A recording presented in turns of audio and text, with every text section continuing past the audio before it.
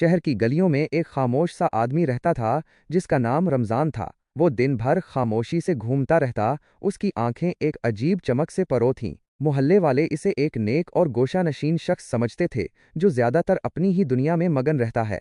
ایک رات رمضان نے ایک خواب دیکھا۔ اس خواب میں اسے ایک نورانی ہستی دکھائی دی جس نے اسے ایک خاص پیغام پہنچانے کا حکم دیا۔ رمضان جاگا تو اس کا دل یقین سے لبریز تھا۔ اسے لگا جیسے خدا نے خود اس سے کلام کیا ہے۔ اس دن سے رمضان کی زندگی یکسر بدل گئی۔ وہ گلیوں اور بازاروں میں بلند آواز سے باتیں کرنے لگا۔ اس کی باتوں میں عجیب و غریب دعوے اور پیشن گوئیاں شامل تھیں۔ وہ کہتا کہ اسے مستقبل نظر آتا ہے اور خدا نے اسے لوگوں کی اصلاح کے لیے بھیجا ہے۔ ابتدا میں لوگوں نے اسے حیرت سے سنا، کچھ نے اسے دیوانہ سمجھا تو کچھ نے اس کی باتوں میں دلچسپی دکھائی، لیکن جیسے جیسے رمضان کے دعوے بڑھتے گئے اور اس کا رویہ غیر متوازن ہوتا گیا، لوگ اس سے دور ہونے لگے۔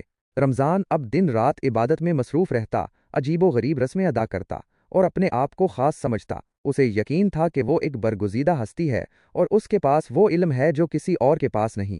ایک دن رمضان نے اعلان کیا کہ قیامت قریب ہے اور صرف وہی چند لوگوں کو بچا سکتا ہے جو اس پر ایمان لائیں گے۔ اس کی باتیں سن کر کچھ سادہ لوگ اس کے گرد جمع ہونے لگے، اپنی جمع پونجی اور گھر بار چھوڑ کر اس کے پیروکار بن گئے۔ محلے کے ایک سمجھدار بزرگ نے رمضان کو سمجھانے کی بہت کوشش کی، لیکن اس پر کوئی اثر نہ ہوا۔ رمضان اپنی خیالی دنیا میں اتنا کھو چکا تھا کہ اسے حقیقت اور فریب میں کوئی فرق نظر نہیں آتا تھا۔ آخر کار رمضان کے پیروکاروں کا ایک چھوٹا سا گروہ شہر سے دور ایک ویرانے میں چلا گیا۔ رمضان ان کا پیشوا بنا ہوا تھا، اپنی ذہنی کیفیت میں خدا کا نمائندہ سمجھتا تھا۔ یہ کہانی ہمیں بتاتی ہے کہ کس طرح مذہبی عقیدت جب حد سے بڑھ جائے اور حقیقت سے دور ہو جائے تو انسان کو ایک ایسی دنیا میں لے جا سکتی ہے جہاں وہ خود کو اور دوسروں کو بھی نقصان پہنچا سکتا ہے۔ مذہبی جنون ایک نازک مسئلہ ہے جس میں توازن اور سمجھداری کی ضرورت ہوتی ہے۔